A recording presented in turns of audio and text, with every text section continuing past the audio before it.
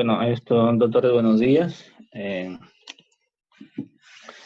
tema, el tema de hoy es un tema muy interesante que personalmente me ha gustado la forma que he encontrado la información. El contenido del tema se va a desarrollar de la siguiente manera. Va a haber una introducción, una patogénesis del pie diabético, la clasificación dentro de las más usadas y útiles para la decisión quirúrgica, la evaluación del pie diabético, las estrategias del manejo y al final el pie de Charcot.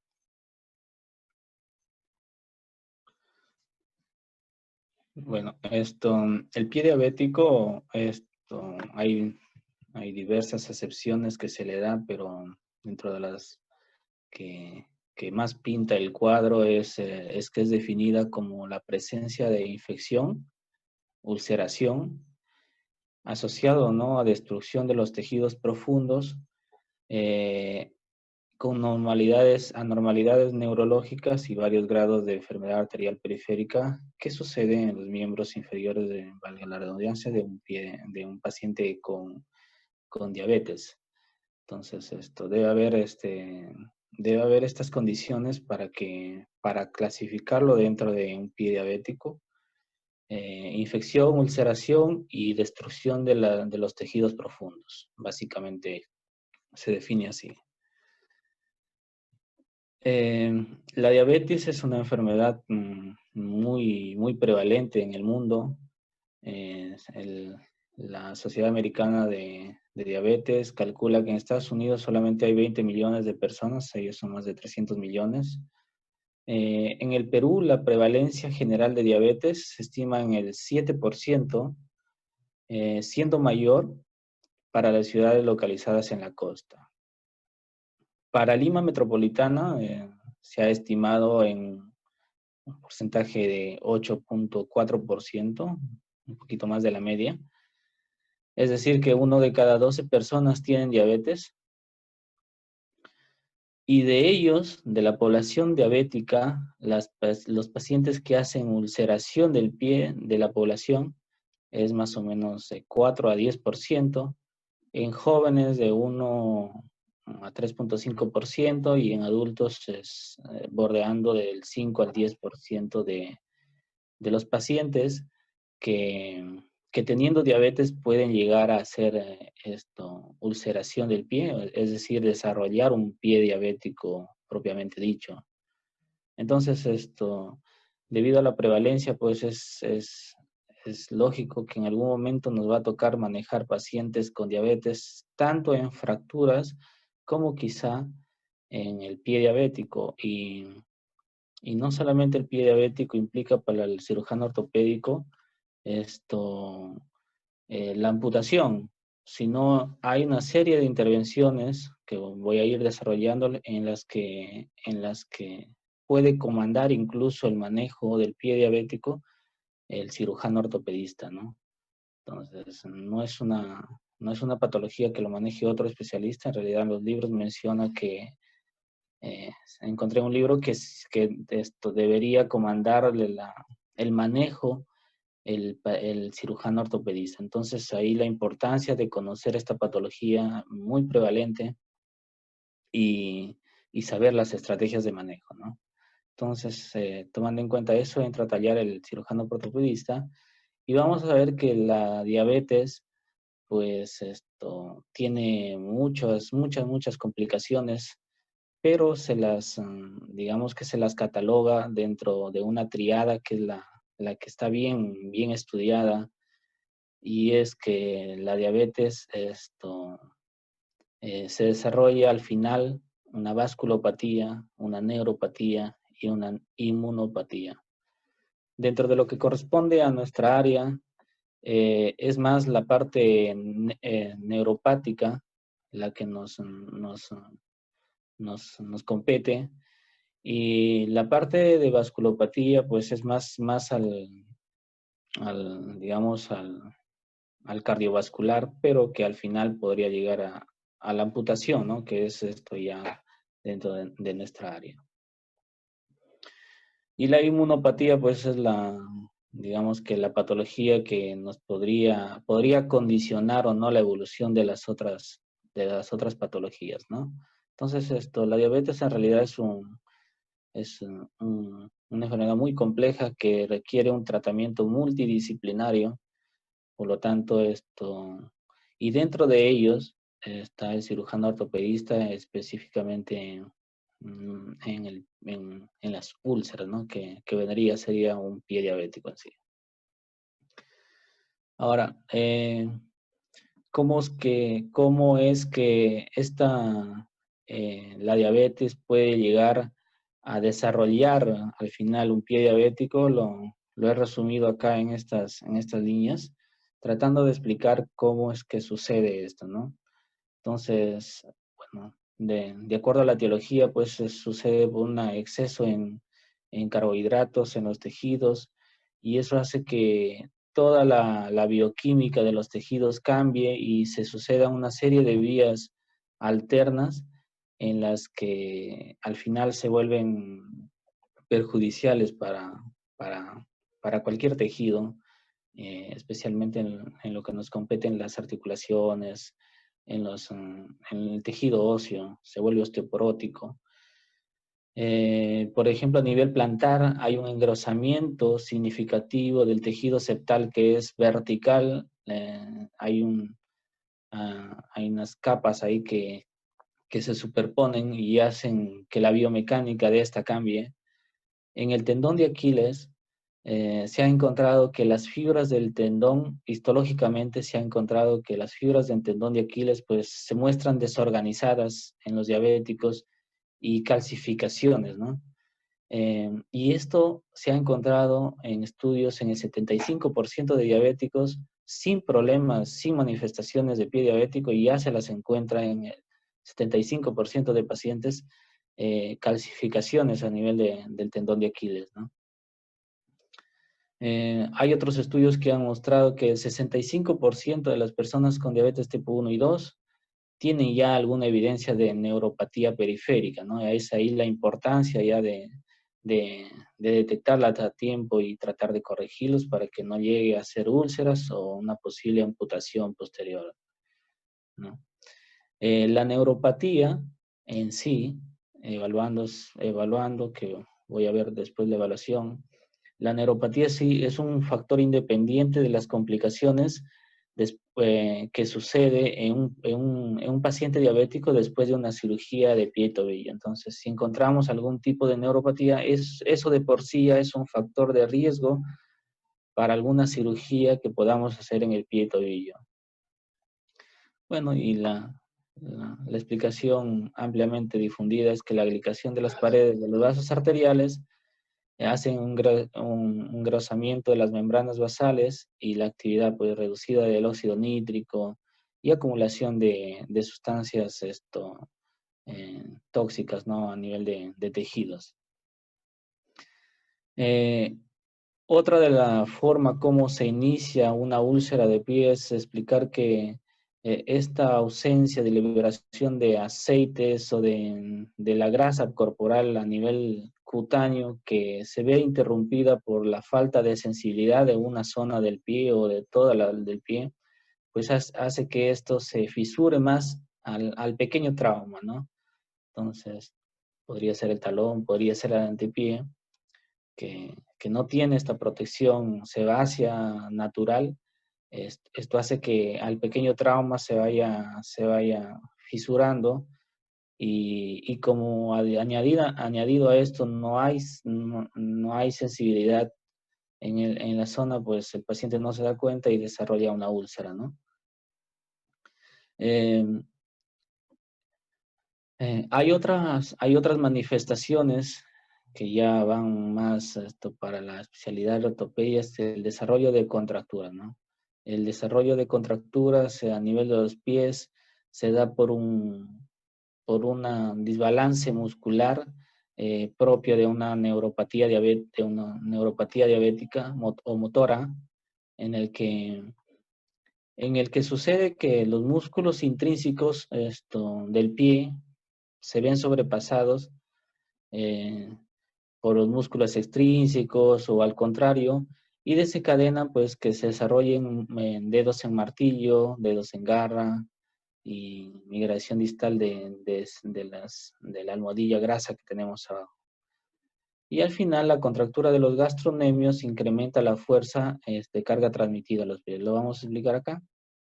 Por ejemplo, esto es un pie diabético. Si nosotros lo vemos a grosso modo, pues pareciera quizá un pie normal, pero si nos damos cuenta acá ya tiene una contractura muscular a nivel del segundo dedo.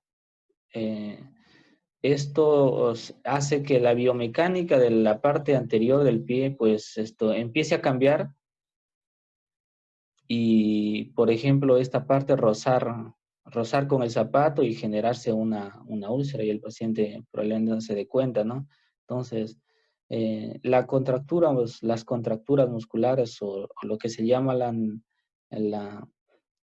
neuropatía motora, propiamente dicha, hace que la biomecánica de esto, de, de los flexores y extensores del pie, cambie, ¿no?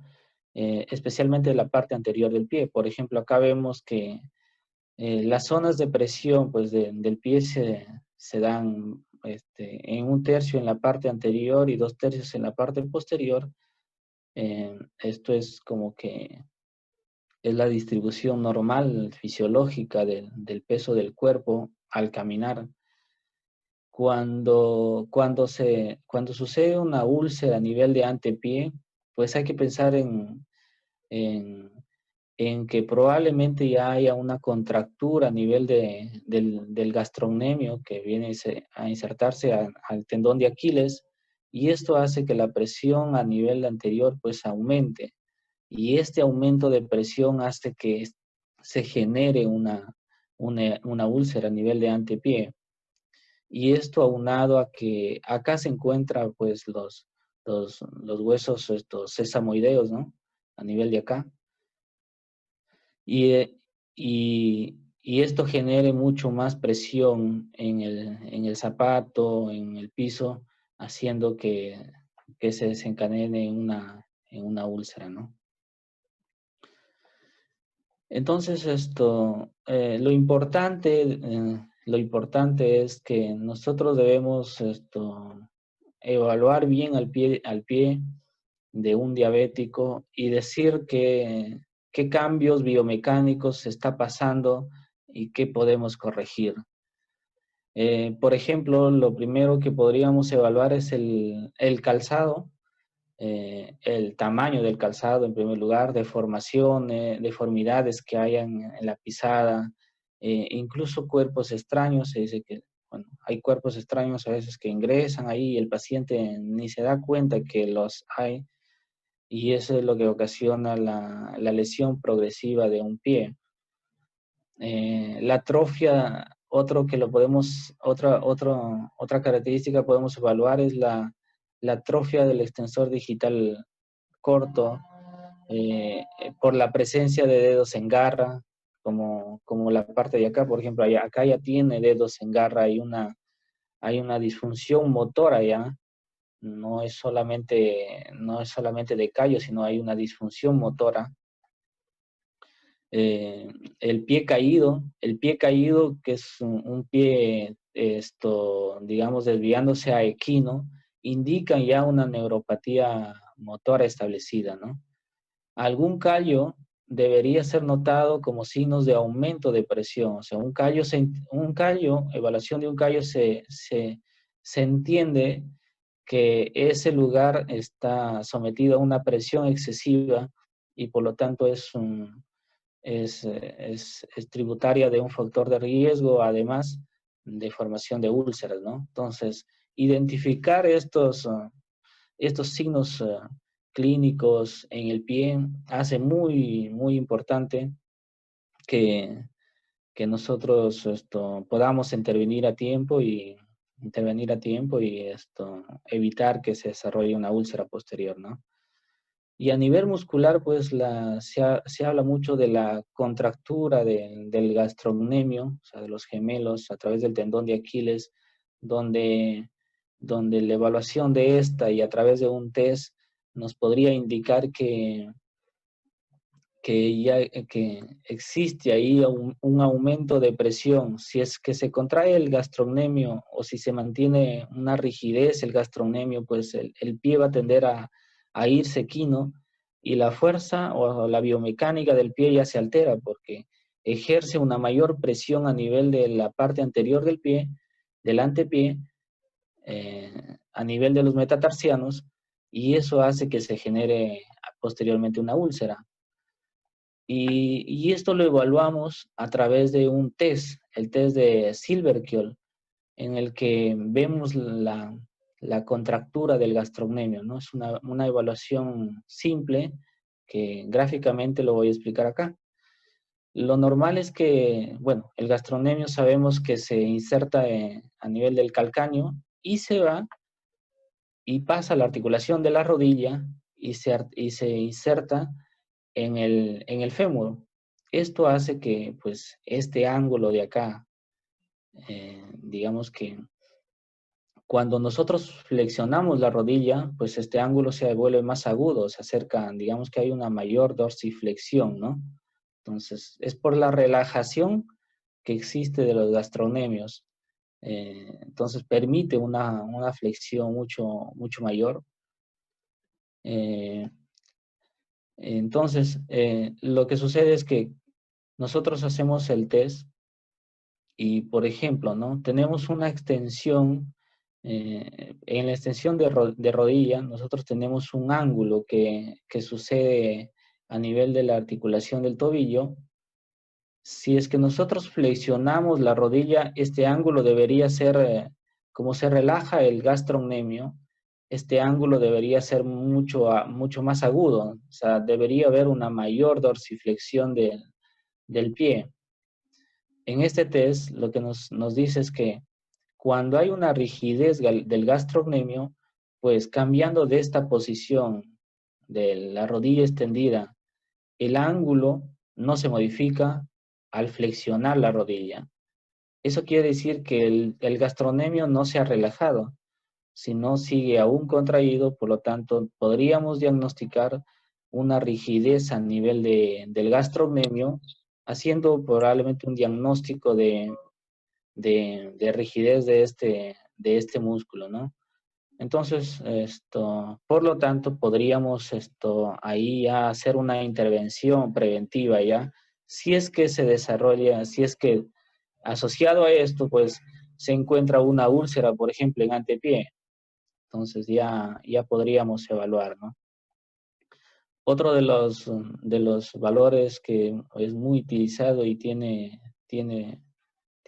validez es el índice tobillo-brazo, que debería estar en más de normales de que se mueva entre 0.9 a 1.2 la relación índice tobillo, y valores pues mayor a 1.3 sugieren que los vasos no son compresibles debido a la calcificación que existe. Otra toma que se hace, que esto es nuevo para mí, es el índice dedo-brazo, que también se considera como un valor muy útil, es que de 0 mayor a 0.7, esto es lo normal, y unos valores que oscilan entre 0.4, digamos que es un indicador de curación de heridas, ¿no? Que haya un valor superior a eso, no se puede tomar esto. ¿Cómo podemos evaluar además la neuropatía diabética? Recordemos que la neuropatía diabética conlleva una insensibilidad de la parte distal de las extremidades inferiores especialmente, y esto lo medimos a través de un monofilamento de Siemens-Weinstein, en el que pues se toma un monofilamento de 10 gramos de presión en 10 sitios diferentes, nos indica ya un factor de riesgo de alguna de pie, como podría ser el desarrollo de una úlcera, ¿no? Entonces son 10 gramos en 10 sitios diferentes. o lo podemos hacer como, con un monofilamento de 4.5 gramos de presión debajo de la cabeza de ambos primeros metatarsianos, de ambos pies. Si es que existe una normalidad, una insensibilidad a esta zona, pues ya nos indica casi un valor similar al monofilamento de 10 gramos, en el que podríamos estar alerta ya del desarrollo de una úlcera posterior si es que encontramos este, este, esta prueba positiva, ¿no? Y es que debemos evaluar esto, ¿no? Debemos evaluar pues el pie cuidadosamente, incluso hay zonas hiperkeratósicas en las que, por ejemplo, haciendo una debridación se encontró ya una infección asociada ahí, que probablemente no, el paciente no se percató de tal suceso y, y pues de esa manera ya actuar oportunamente, ¿no? Ahora, el pie diabético, eh, hay varias clasificaciones en las que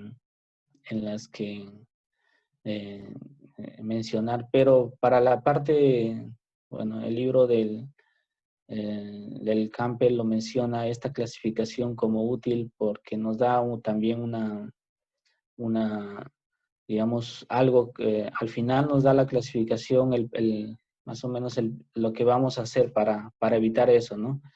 Por ejemplo, el grado 0, la clasificación de Warner para úlceras de pie, el grado 0 lo consideran como una piel en riesgo, ¿no? Eso sería el equivalente probablemente al hacer el test del monofilamento, ¿no? Es un pie que tiene, una piel que tiene un riesgo de desarrollar. Podríamos clasificarlo dentro de esto. El grado 1, hay úlceras superficiales ya. El grado 2, hay exposición además del tendón y estructuras profundas. Y el grado 3, hay una úlcera profunda asociada a osteomielitis. Y estas dos de acá ya lo clasifican dentro de las gangrenas, ¿no? Entonces, el grado 4, una gangrena parcial, y el grado 5, una gangrena mucho más extensa. Lo podemos ver acá, el Warner 1 es una úlcera superficial, como habíamos dicho acá en este nivel, úlcera superficial. El grado 2, cuando ya hay exposición de tendones, una úlcera de tejidos profundos ya.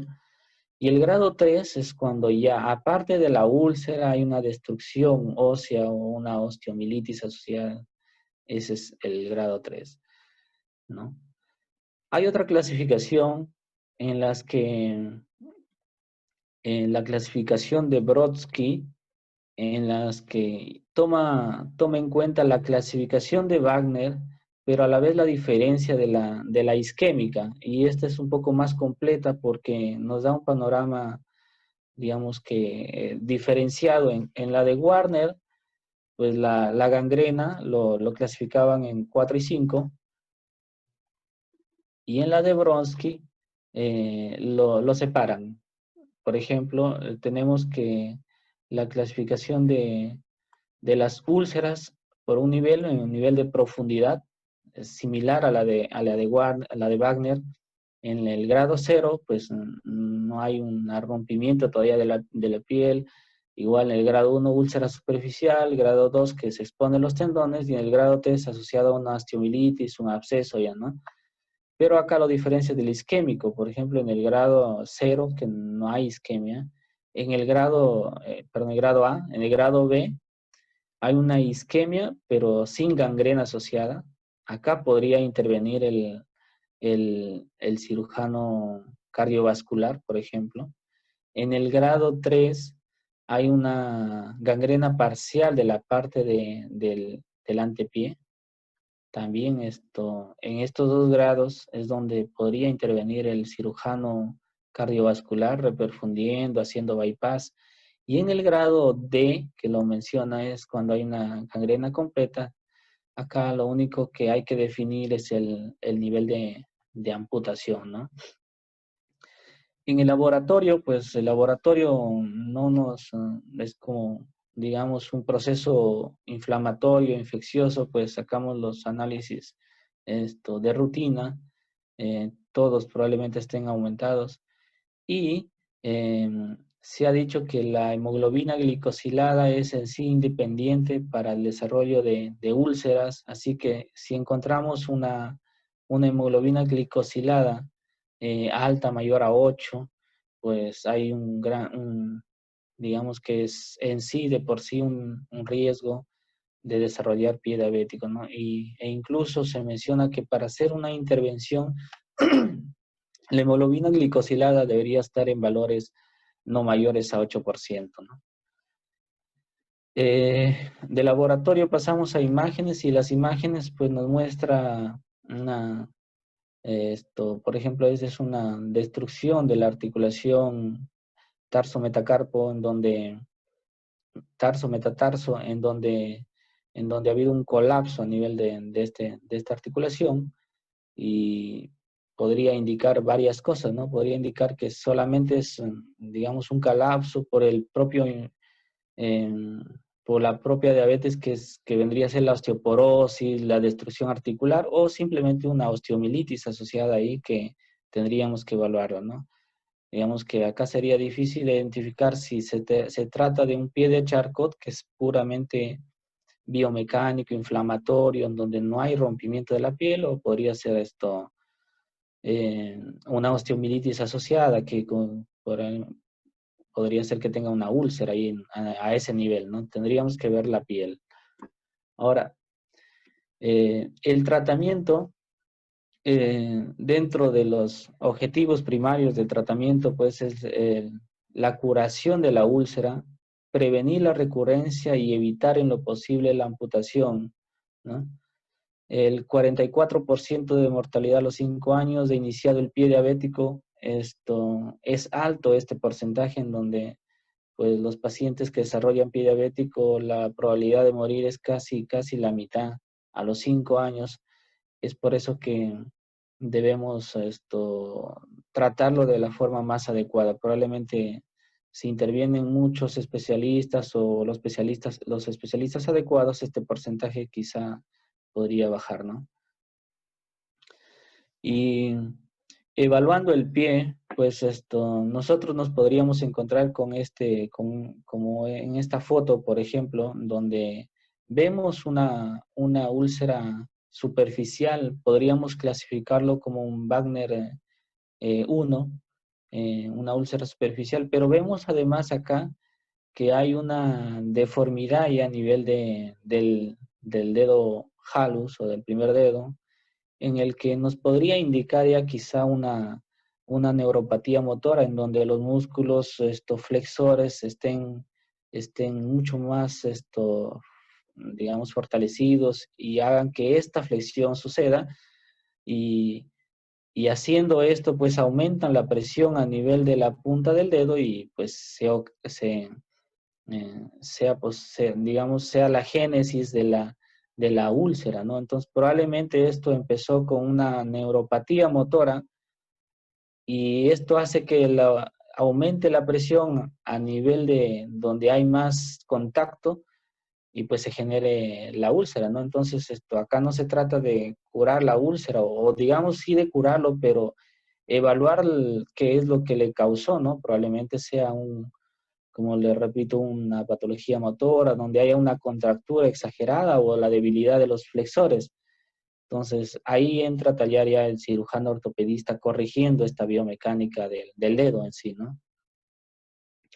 O podemos encontrarse acá con una úlcera de grado 3, donde ya en la foto menciona que probablemente se trate ya de una úlcera asociada a una osteomielitis. Entonces, ¿cómo qué hacer, no? Entonces, ¿qué hacer con estas dos, digamos, esta evaluación clínica si es que nos llegara un paciente así, ¿no? Entonces, acá proponemos y lo que propone el libro es lo siguiente, ¿no? En pacientes que se haya digamos, un riesgo al desarrollo de úlcera, el grado 0, por ejemplo, podría ser que hallemos solamente con el monofilamento, con los 10 gramos de presión y los 10 puntos evaluados diferentes, pues nos salga positivo, es decir, que no haya sensibilidad a nivel de estos 10 puntos, al menos pues es un pie en riesgo ya. Y lo que deberíamos hacer es esto, lo obvio, ¿no? Seguimiento, evaluaciones seriadas, educación al paciente de verse el pie, de evaluarse constantemente, de examinar el zapato, si es que hay algún objeto extraño que no se haya dado cuenta, y de usar un calzado mucho más confortable al pie, ¿no? Tratando de que se desarrolle esta úlcera. Si encontramos como la imagen, una úlcera superficial, un Wagner 1, pues se podría realizar simplemente un debridamiento ambulatorio a nivel de consultorio, sugerirle un calzado ortopédico o incluso ponerle un yeso donde el pie haga contacto total y no ejerza presión mayoritariamente en el primer dedo. Se puede quizá corregir con esto, tratamiento conservador, digámoslo así. Y si es que ya tenemos un grado, un Wagner 2, se puede realizar un debridamiento quirúrgico, un cultivo para ver si es que hay bacterias asociadas y darle un tratamiento antibiótico. Y también un tratamiento ortopédico con un yeso quizá de todo el pie de la planta para que la presión en todos los puntos sea similar. Y cuando hay un Wagner 3 con una úlcera y una osteomielitis, pues no queda otra que hacer un debridamiento quirúrgico tratando de sacar toda la infección o incluso ya hacerle una amputación si es que no es posible un tratamiento conservador y hacerle una amputación parcial al nivel que se le encuentra, ¿no? Y al final hacerle una descarga total del pie con yeso y además el antibiótico que se le pueda dar, ¿no? Y el grado 4 o 5, que ya es la gangrena, pues probablemente requiera una amputación, pero lo vamos a ver mejor en otra diapositiva, en la clasificación de Bronsky que les había mencionado. Este es, por ejemplo, un yeso de descarga total en el que se le ha identificado probablemente una úlcera, un Wagner 1, 2, en donde ya se le hace, digamos, un acomodo de un yeso ortopédico en el que la presión pues ejerza en todos los puntos por igual y evitar la progresión de la úlcera, ¿no? Se hace una descarga total. Y en la clasificación de Brodsky, esto lo menciona mejor cómo actuar ante una isquemia, ¿no? Tenemos en el A, bueno, no isquémico, no hay que realizar gran cosa.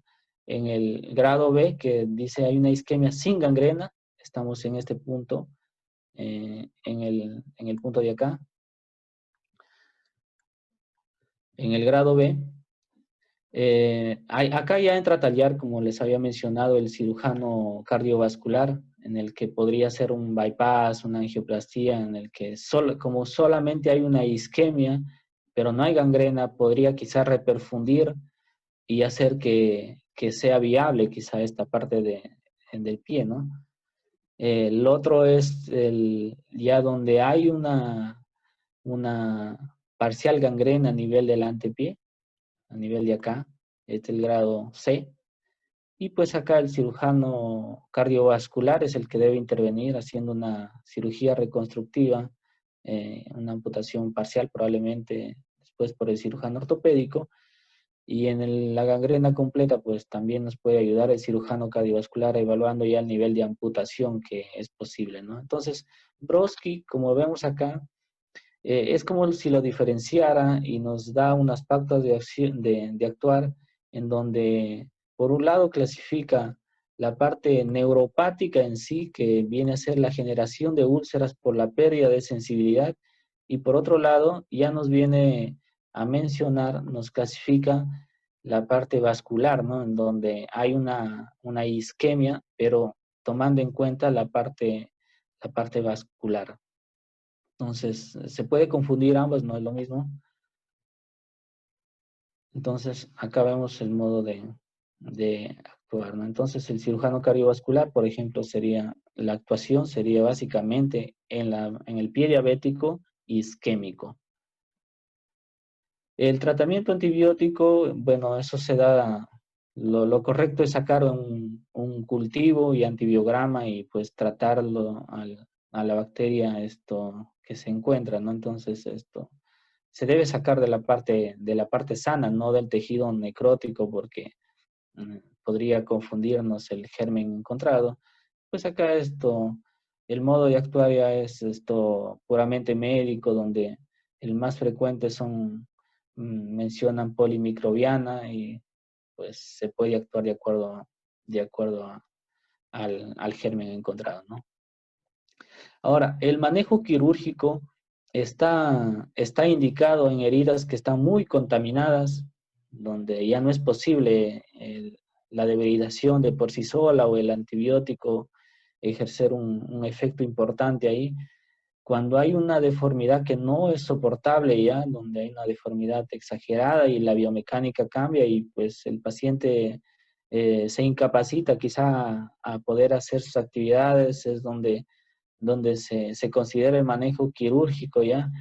La contractura de los gastrocnemios que había mencionado que puede ser una génesis de las úlceras, especialmente del antepié, que ejercen mayor presión a través de la contractura que ejerce el gastrocnemio tirando el pie a equino.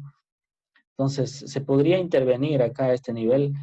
Las prominencias óseas que se produzcan a nivel especialmente de la planta del pie, donde tengamos mayor apoyo, pues esto sí o sí va a generar una úlcera a futuro. Entonces, se hace una intervención a este nivel y cuando el manejo conservador, pues falla, ¿no? Vemos que el objetivo del tratamiento quirúrgico es proveer un pie estable, apoyado y con curación de partes blandas, que eso sería, digamos, lo ideal, ¿no? Y vemos acá las zonas de mayor presión en el pie y justamente son las zonas donde pues se generan las úlceras, ¿no? Es en la parte anterior del pie, está ejercida por fuerzas al caminar a la parte del despegue especialmente, y, y podría ser que esta úlcera a este nivel, como había mencionado, se esté dando por contracturas musculares, ¿no? Que viene a ser una parte de evolución de la diabetes, la neuropatía motora. Entonces lo que tendríamos que hacer es una tenotomía justamente de algún flexor. En este caso podríamos hacer del tendón de Aquiles. eh, Se dice que haciendo una tenotomía, por ejemplo, han encontrado estudios que haciendo una tenotomía del tendón de Aquiles, que hay un 90% de tasas de curación, más o menos lo han calculado en 40 días, y un 12% de recurrencia a los 12 años de seguimiento. Entonces, esto sí es algo en el que debamos intervenir tratando de evitar la úlcera posterior, ¿no? Y como hemos dicho, a nivel de esta zona, pues acá están los huesos sesamoideos que, que digamos que actúan como pivot de la parte del antepié, y esto hace también que se ejerza mucho más presión a este nivel. Por lo tanto, se podría hacer una cirugía de una sesamoidectomía en el que se saca un hueso sesamoideo, son dos ahí a ese nivel, dos prominentes. Nunca se saca los dos porque altera la biomecánica. Se saca un sesamoideo, especialmente se saca el medial, mencionan, y, y además, bueno, aparte de sacar el sesamoideo, se hace una cirugía acá de los ligamentos intersesamoideos, pues suturarlos bien de tal manera que al final no nos condicionen nuevamente a hacer un halus valgus, ¿no? Pero sí se hace una intervención a este nivel y, como he estado mencionando en diapositivas anteriores, uno de la génesis, podríamos decir, que es la contractura del gastrocnemio a través del tendón de Aquiles, pues por el aumento de presión a nivel del antepié. Esto hace que, que podamos hacer una cirugía de intervención a este nivel haciendo un alargamiento del tendón de Aquiles, ¿no? Uno de las cirugías es la zetaplastía, en las que, como vemos acá, este es el procedimiento, es una zeta y se sutura un poco más, haciendo un alargamiento, se sutura un poco más medial en la parte media, o una triple hemisección del tendón, ¿no? Se menciona que se hace a 3 niveles, el primer corte, se podría hacer incluso esto percutáneo, esta hemisección, digamos, un corte a nivel de la mitad del tendón de Aquiles a nivel superior, casi a la parte muscular, en la parte media opuesta, como vemos acá en el número 2, la parte media opuesta, y otro a nivel ya supracalcáneo, donde también se hace una otra hemisección. Y de esta forma se logra un alargamiento del tendón de Aquiles, generando que la presión a nivel del antepié pues se vea muy disminuida. Y como he mencionado en la literatura, menciona que hay un 90% de probabilidad de que cure la úlcera en antepié, ¿no? Entonces, ahí la intervención que le compete al cirujano ortopedista. O también otro procedimiento que se menciona es la resección del gastrocnemio, que es más alta ya a nivel muscular. Hay diversas técnicas, también se realiza. Y pues la amputación es digamos que es lo último que se puede tratar de intentar y no lo primero, en el que pues cuando nos llega un paciente ya con mucha deformidad y no es posible de forma conservadora, pues no se recomienda hacer alguna intervención si los niveles de hemoglobina glicosilada son mayores de 8. Es ahí la importancia de sacarle este análisis auxiliar. Y la amputación podríamos considerarlo pues en un pie isquémico cuando no es posible la reperfusión, cuando nos lo diga el cirujano cardiovascular, una infección incontrolable como habíamos mencionado.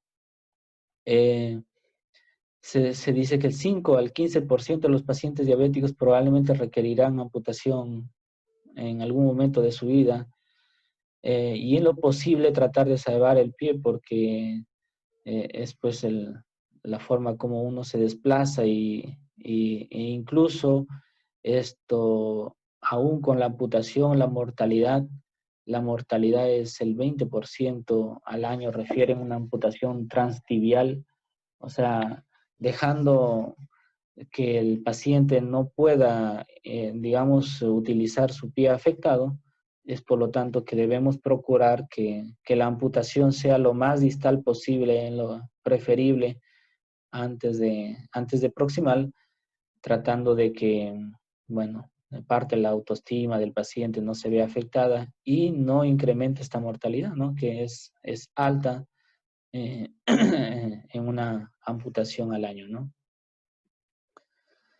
Otra de las patologías, en los pacientes diabéticos tenemos la artropatía de Charcot, llamada también neuroartropatía de Charcot, por justamente el origen que se le ha dado, o digamos una de las teorías, el origen neurovascular que existe para el desarrollo de esta artropatía. ¿Y qué es la artropatía de Charcot, no? Es una condición del sistema músculo-esquelético que se caracteriza por esta parte clínica, digamos así. Subluxaciones de la articulación, o sea, un pie donde la articulación, tarso, metatarso, probablemente esté colapsada, pues hay una subluxación. Fracturas patológicas, y esto es porque en los pacientes diabéticos hay una gran osteoporosis a nivel de tejido óseo, deformidades debilitantes que sucedan, Y además la artropatía de Charcot se caracteriza porque no hay una solución de continuidad en el tejido, perdón, en la piel. Más bien es puramente osteoarticular, digamos que la patología se da a nivel de la articulación, donde los huesos soportan el peso.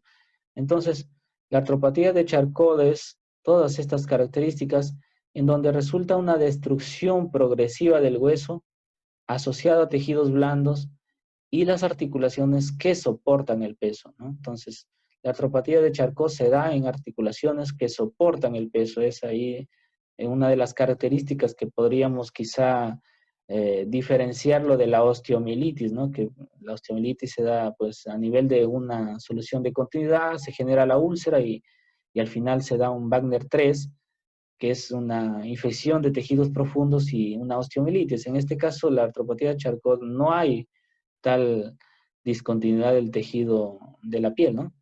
Entonces, y se ha mencionado dos teorías para que suceda esto, ¿no? Una teoría neurotraumática o la teoría neurovascular, que lo vamos a ver acá en este gráfico, ¿no?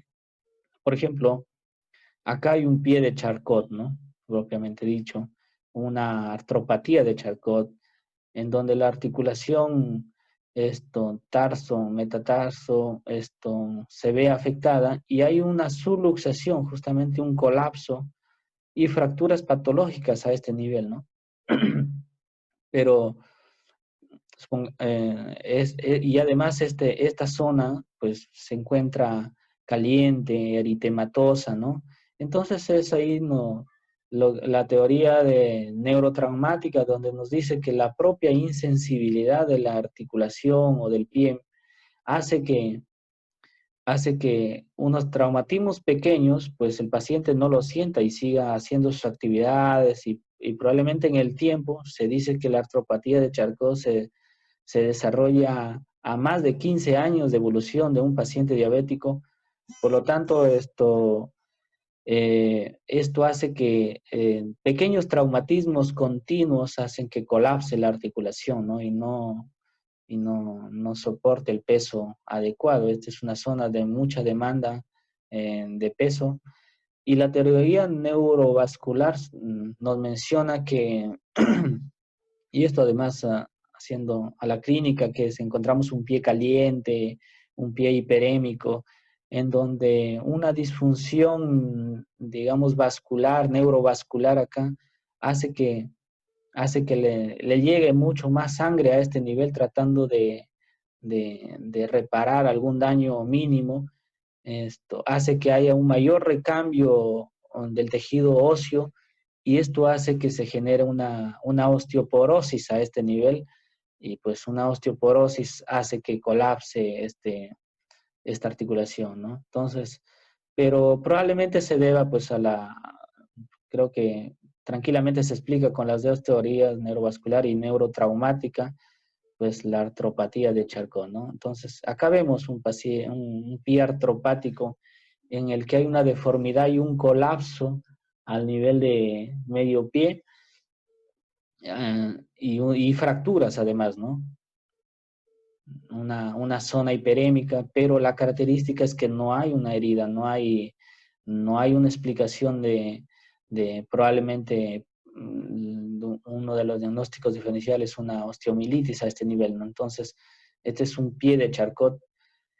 Y lo han clasificado, se ha clasificado, hay una clasificación de Eichenholz, en el que le da estadios, ¿no? Y los estadios están, digamos, casi como la evolución natural de la propia artropatía, en el que el estadio 0, por ejemplo, ya hay un edema unilateral, hay un eritema en la zona, un calor asociado, no hay soluciones de continuidad, esa es una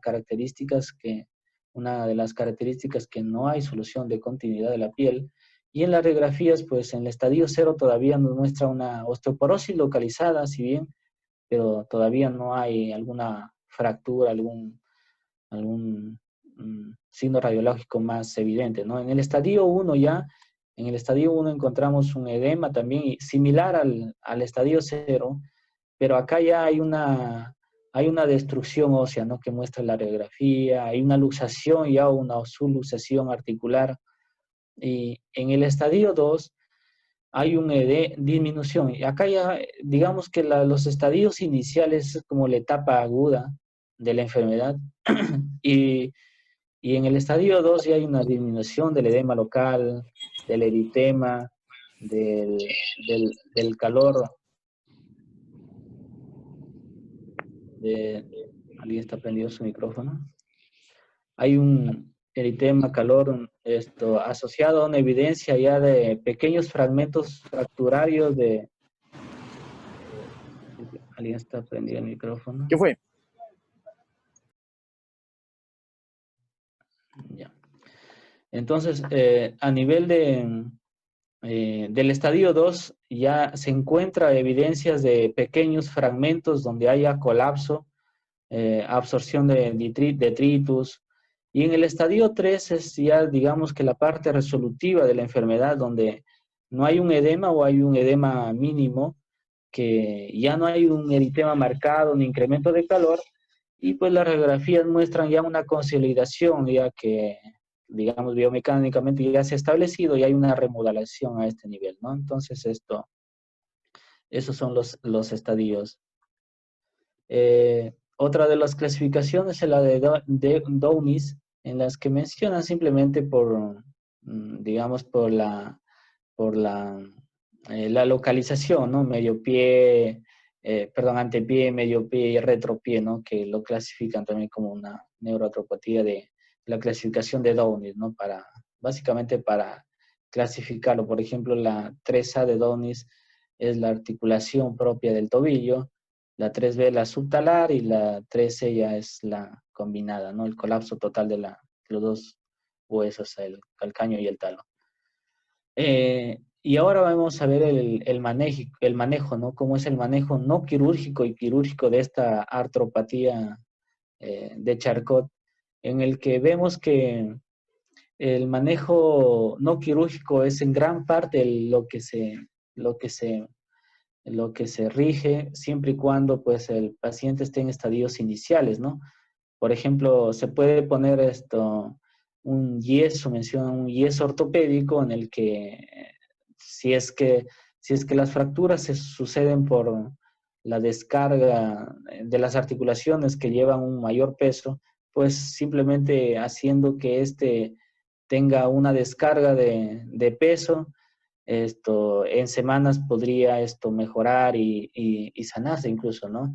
Un aparato de yeso, una bota prefabricada o un zapato confortable al final, ¿no? El manejo quirúrgico ya es cuando hay una considerada inestabilidad y un compromiso de partes blandas que no se puede manejar ya con simplemente inmovilización del pie afectado. Y pues el objetivo obviamente es prevenir la ulceración, la infección, eh, disminuir los sitios de presión, poniéndole, pues, haciendo una osteotomía, por ejemplo, mejorar el alineamiento y la estabilidad del pie, ¿no? Por ejemplo, acá vemos que este es un pie artropático en donde la parte central del pie ha colapsado y se genera pues digamos, un callo óseo a este nivel. Y pues esto definitivamente lo que va a seguir es a una úlcera, a una úlcera. Entonces, acá hay una intervención que se puede hacer en un pie artropático haciendo una exostectomía de ese callo óseo y vemos como al final el resultado pues puede resultar bueno, ¿no? Entonces, esta es una forma de intervención. Y lo otro es cuando está ya bastante colapsado, hacer una artrodesis, ¿no? Y tengamos en cuenta que el hueso de este paciente diabético es digamos que osteoporótico, por lo tanto se usa tornillo siempre de mayor tamaño posible tratando de que no colapse, ¿no? Incluso se le pone placas de soporte a nivel del arco plantar, tratando de evitar que colapse, porque el pie artropático colapsa la articulación y pues se va hacia la palma, ¿no? Haciendo digamos, casi como un pie plano ahí, patológico. Y cuando, cuando ya no es posible intervenirlo quirúrgicamente, pues considerar ya, acá vemos un pie con demasiada destrucción en las que probablemente algún procedimiento quirúrgico acá, como ponerle algún soporte, placa, no sea factible, y es que hay que considerar ya una amputación, ¿no? Al nivel que corresponda. Pues dentro de las conclusiones a las que hemos llegado es que el pie diabético pues es una patología muy compleja en el que requiere un equipo multidisciplinario y que probablemente en el pie diabético el que comande el tratamiento sea el cirujano ortopedista por los cambios biomecánicos que sucede a nivel de esta articulación, de las articulaciones específicas del pie y de las contracturas que sucede por la neuropatía motora, ¿no? Eh, Identificar los factores de riesgo al paciente, pues evaluando bien, viendo estas zonas de mayor presión que nos hace pensar en cambios de fuerza y tratar de corregirlos a tiempo, ¿no? La evaluación ortopédica dentro de un pie diabético antes que en la amputación, pues debería ser evaluado por un cirujano ortopedista tratando de ver la parte biomecánica y que se puede corregir a tiempo, ¿no? Y evitar las amputaciones, que es lo común que nos llega al servicio, es prácticamente solo amputar, pero se podría intervenir en una etapa mucho más temprana y quizá el especialista no los deriva o no sabe que podemos hacer algún procedimiento de ahí la misión de informar, ¿no? Clasificar al pie diabético adecuadamente, tenemos que tener en cuenta la clasificación de Wagner o la de Bronsky y de acuerdo a eso, pues tener una noción de cómo actuar, ¿no? Y se puede actuar a ese nivel. Y bueno, al final identificar adecuadamente una artropatía de Charcot, diferenciarlo de una osteomielitis, por ejemplo, que es bastante confuso ahí, especialmente las radiografías, pero si evaluamos la clínica, pues probablemente lleguemos al diagnóstico, ¿no? Bueno, esas es las conclusiones a las que se ha llegado. Y la biografía de las que me he regido es el cambio, la 13ª edición y demás libros de apoyo, ¿no? Eso es todo, doctores. Espero que les haya gustado la charla. Muchas gracias. Bien, bien, bien, muy interesante. Hay situaciones que nos ubican nuevamente en la conducción de este tipo de patología. Bien.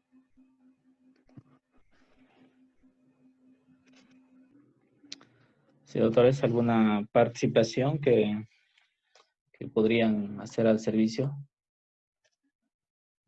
¿Me permite, Michelle, palabra? Sí, claro, doctor.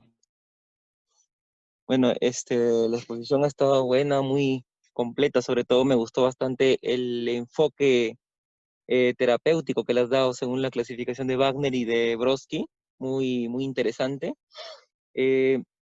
Para mencionar, ¿no? Que siempre, o bueno, la mayoría de veces tenemos discrepancias con lo de cirugía cardiovascular, sobre todo en el caso de la parte gangrena, ¿no? En la parte de la gangrena del pie diabético.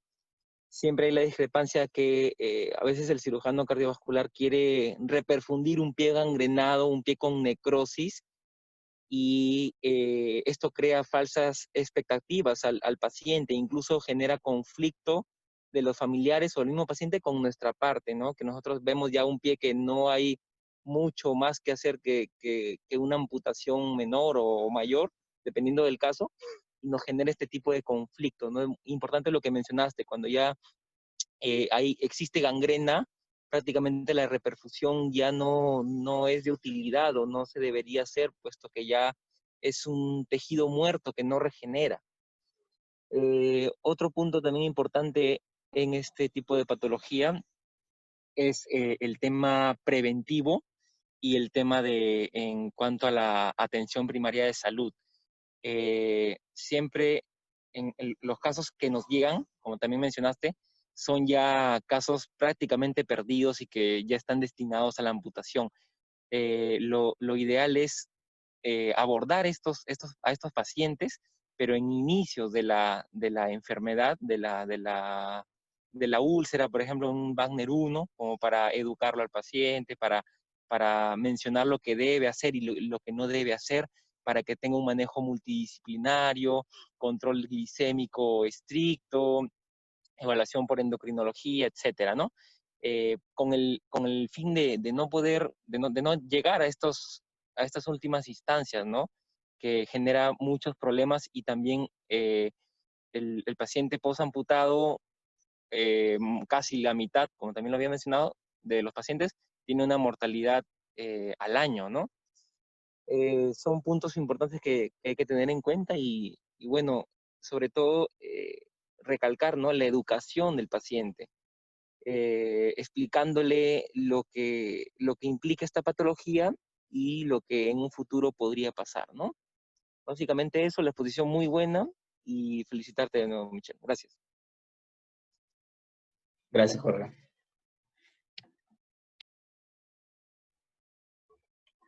Buen día, doctores. Buen día. ¿Me permite, Michelin? Dale esto, William. Bueno, como ya lo mencionó Jorge, ¿no? Una muy buena exposición detallada con respecto al tema ortopédico o traumatológico. No, bueno, en este caso nosotros hemos tenido bastantes casos de pie diabético, ¿no? Y bastantes amputaciones, ya que es básicamente el tratamiento final o definitivo de ¿no? Siempre escuchaba bueno, a traumatólogos mencionar, ¿no? Que el tratamiento final o al donde siempre va a terminar cualquier úlcera en un pie diabético es en una amputación supracondilia. Entonces, es algo o es un tema bastante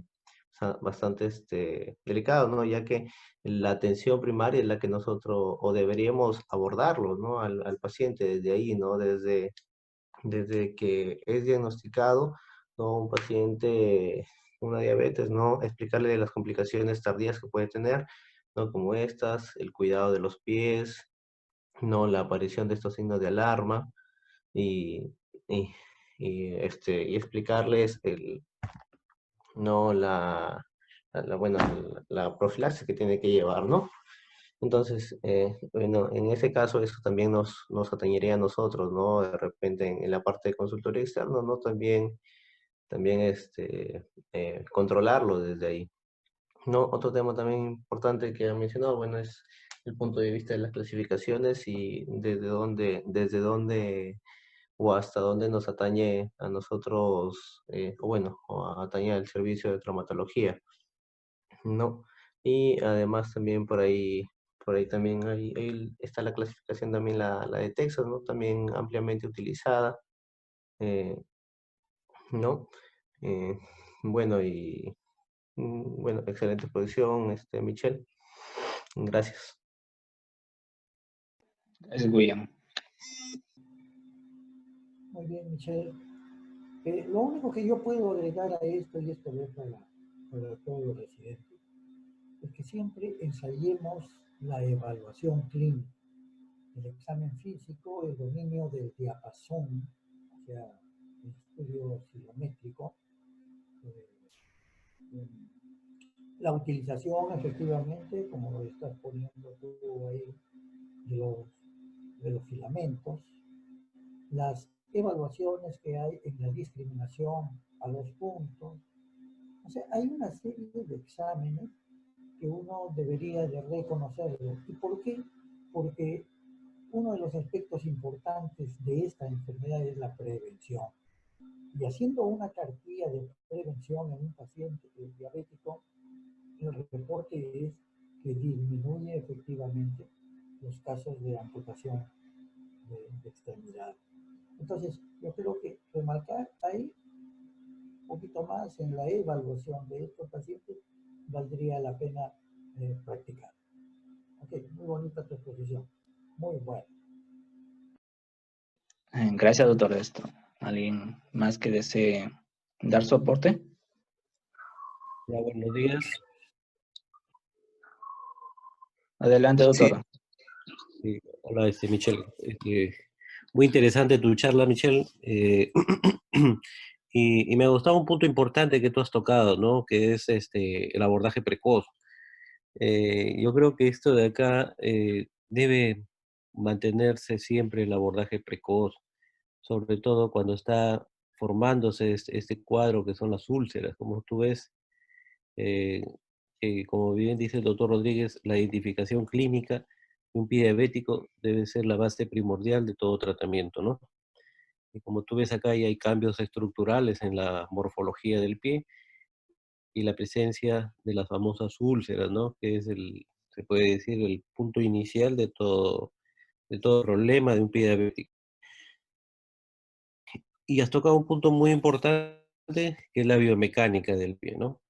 Entonces, yo creo que hace poco, en unas charlas que tuvimos aún presenciales, tomaban muy en serio esto de la biomecánica del pie y cómo debe irse modificando este, cons- este, esta, esta patología en base a cirugías mínimamente invasivas, ¿no? Llamaba la atención como de una manera muy, eh, muy directa hacían unos pequeños cortes y en base con unas pequeñas sierritas hacía unos cortes a nivel de las cabezas de los metatarsianos y modificaban toda la estructura del cuadro, ¿no? Por ejemplo, esa es una cirugía abierta, ¿no? Eh, Ellos habían modificado una técnica que todo era percutáneo, ¿no? Es más, en Argentina creo que están haciendo eso y sé que algunos colegas han viajado a hacer esa, ese curso. Entonces, es muy importante identificar estos cambios que se presentan a nivel de pie y poder darle una solución pronta para que esto mejore, sobre todo cuando ya empiezan la aparición de úlceras, ¿no? Esta parte es muy importante desde mi punto de vista. Y bueno, luego todo lo que has compartido y has mencionado es básico, ¿no? La clasificación para el pronóstico, para la forma, cómo vas a abordarlo. Yo creo que es muy importante y es algo que se debe manejar, ¿no? En el servicio. Yo te felicito, Michelle. Está muy buena tu exposición. Gracias. Gracias, doctor. Hola Michelle, buenos días con todos, si me Adelante, doctor. permites. Eh, bueno, coincido con todos de que esto pues es una enfermedad que lamentablemente nos llega al servicio muchas veces ya en estadios muy avanzados, ¿no? Con úlceras necróticas, infectadas. Entonces yo coincido que el principal objetivo es mejorar el primer nivel de atención y tratar de tener una actitud preventiva y no llegar a estos estadios tardíos.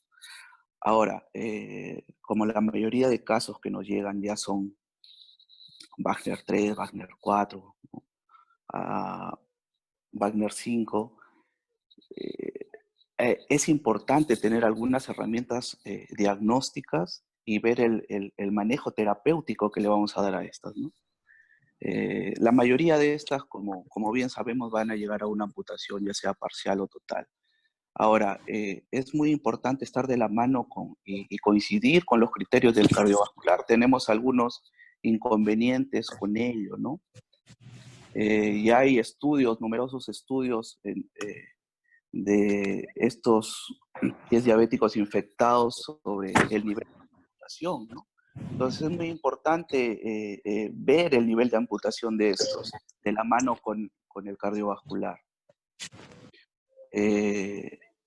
La arteriografía, porque nosotros vemos que hacen bastantes ecodoppler y sabemos que el ecodoppler no nos ayuda en realidad mucho a la decisión del nivel de amputación.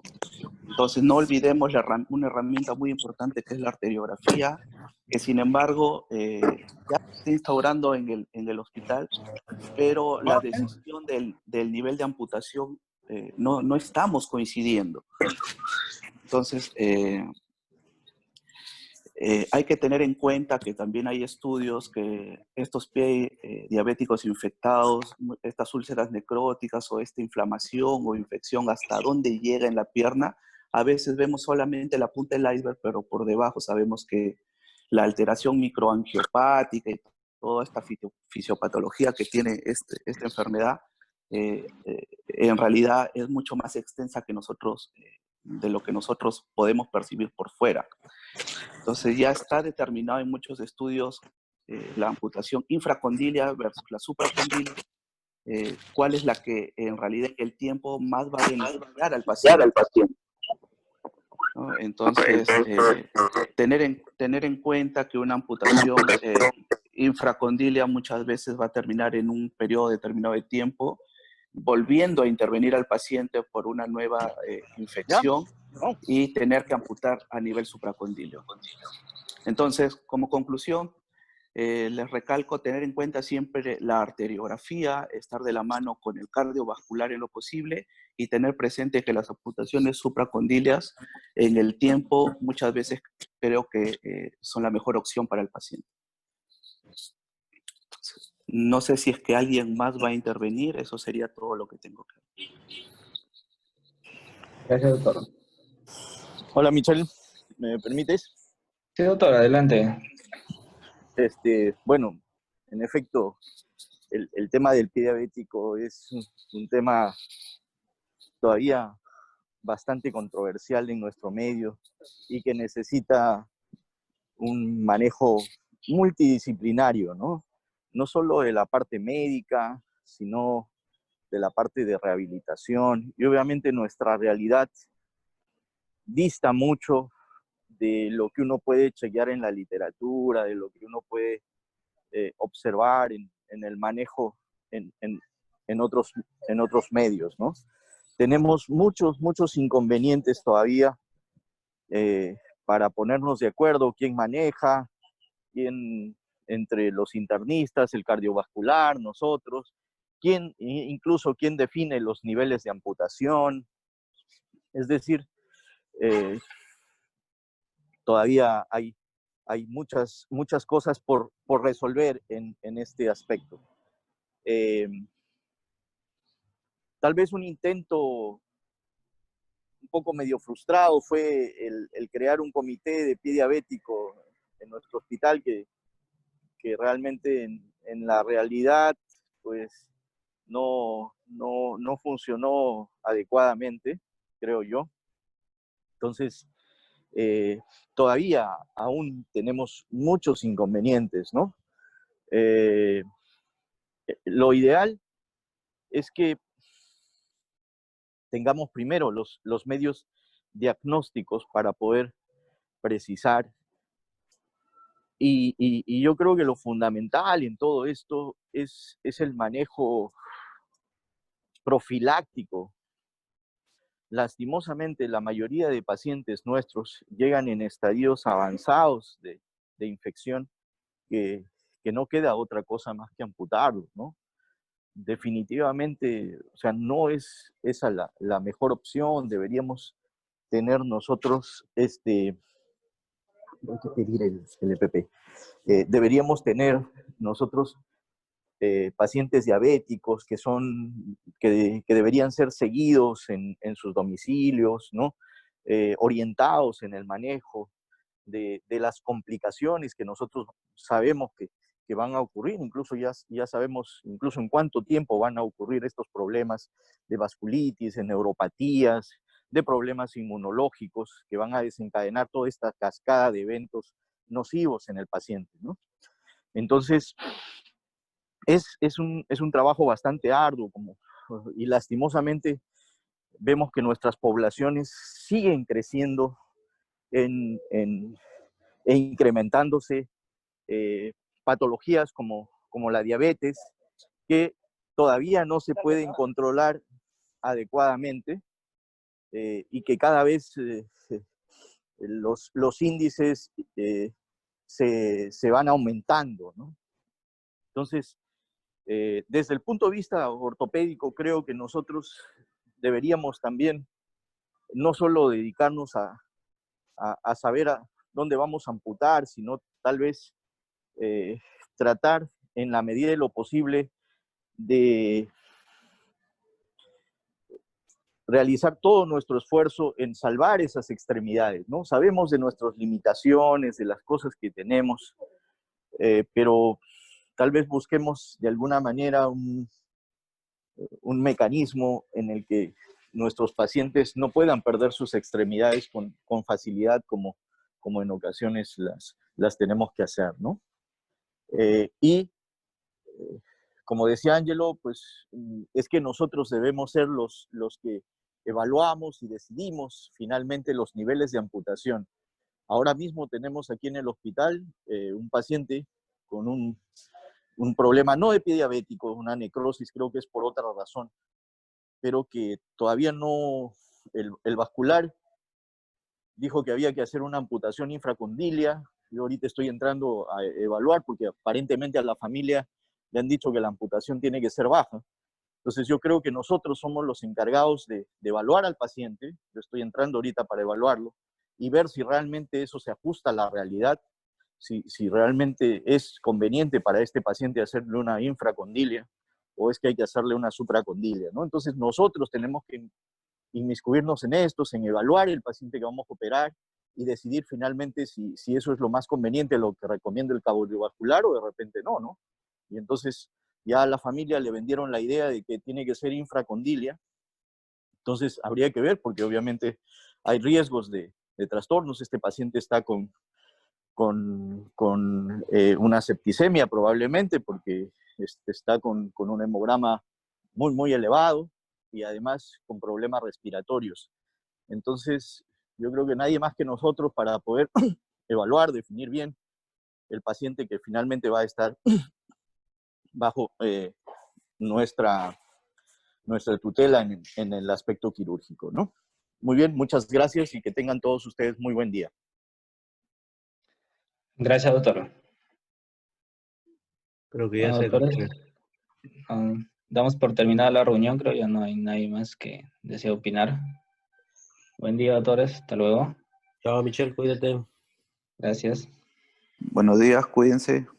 Buen día con todos.